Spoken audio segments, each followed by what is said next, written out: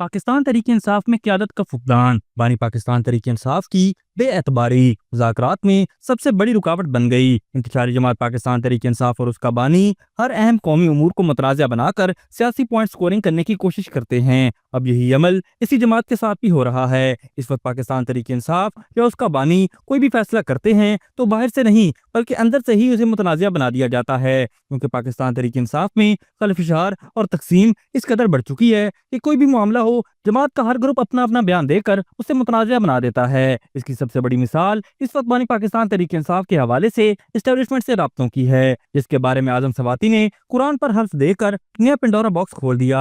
अब सवाल ये है कि एस्टेब्लिशमेंट से मुज़ाकरात या राब्तों के हवाले से आजम सवाती सच्चा है या जनरल सेक्रेटरी सलमान अकरम राजा।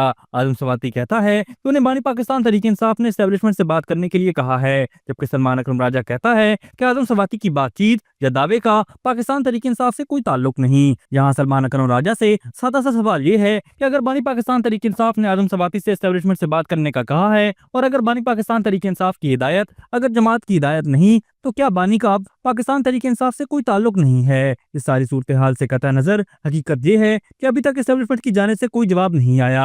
आजम सवाती भी इस बात को मानता है और इकरार करता है कि उसने बड़ी कोशिश की, मगर एस्टेब्लिशमेंट बात करने के लिए तैयार नहीं। ये हकीकत है कि ताहाल एस्टेब्लिशमेंट की ना ही पाकिस्तान तहरीक-ए-इंसाफ और ना ही बानी पाकिस्तान तहरीक-ए-इंसाफ से कोई राब्ता हुआ और ना ही कोई बातचीत हुई। हकीकत ये है कि पाकिस्तान तहरीक-ए-इंसाफ के कुछ रहनुमाओं की एस्टेब्लिशमेंट से ज़ाती हैसियत से राब्ते हुए हैं, मगर उनका पाकिस्तान तहरीक-ए-इंसाफ से कोई ताल्लुक नहीं। और ये भी हकीकत है कि इस वक्त पाकिस्तान तहरीक-ए-इंसाफ की क़यादत भी मौजूद नहीं। क्या बैरिस्टर गोहर ये दावा कर सकता है कि वो जमात का मजबूत चेयरमैन है? क्या सलमान अकरम राजा ये कह सकता है कि वो बाइख्तियार सेक्रेटरी जनरल है? क्या अली अमीन गंडापुर खैबर पख्तूनख्वा की हद तक कोई बड़ा फैसला कर सकता है? या क्या उमर अयूब बतौर अपोजिशन लीडर कोई अहम कदम उठा सकता है? लिहाजा इस वक्त इस इंतशारी जमात में किसी को पार्टी उमूर पर कोई गिरफ्त नहीं। बानी पाकिस्तान तहरीक-ए-इंसाफ अडयाला जेल में बंद है, उसके साथ मुलाकातें तक नहीं हो पा रही और इस सूरत हाल में जमात के अंदर के मामलात किसी के कंट्रोल में नहीं, सब शुतर बेमुहार हैं। बैरिस्टर गोहर की बात सलमान अकरम राजा नहीं मानता। बैरिस्टर गोहर की नज़र में सलमान अकरम राजा की कोई अहमियत नहीं।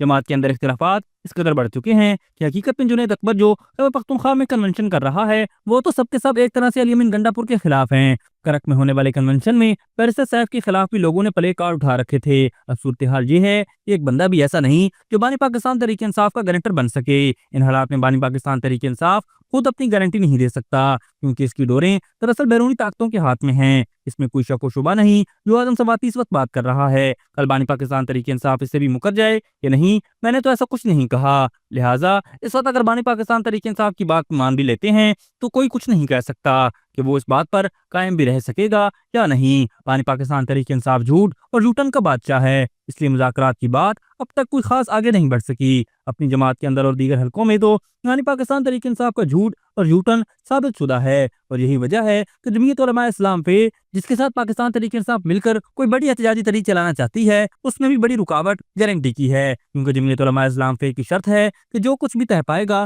वो लिख कर तय पाएगा, क्योंकि कल अगर कोई मुकर गया या उसने हमारा कंधा इस्तेमाल करके सियासी फायदा उठा लिया तो हम कहाँ खड़े होंगे। अभी तक के लिए सिर्फ इतना ही। मजीद दिलचस्प और ताज़ा तरीन खबरों से आगाह रहने के लिए हमारे चैनल इस्लामाबाद इंसाइडर को सब्सक्राइब करना मत भूलिए। और अगर हमारी ये वीडियो आपको अच्छी लगी है तो इसे लाइक कर दें और अपनी कीमती राय का इजहार नीचे दिए गए कमेंट सेक्शन में जरूर करें।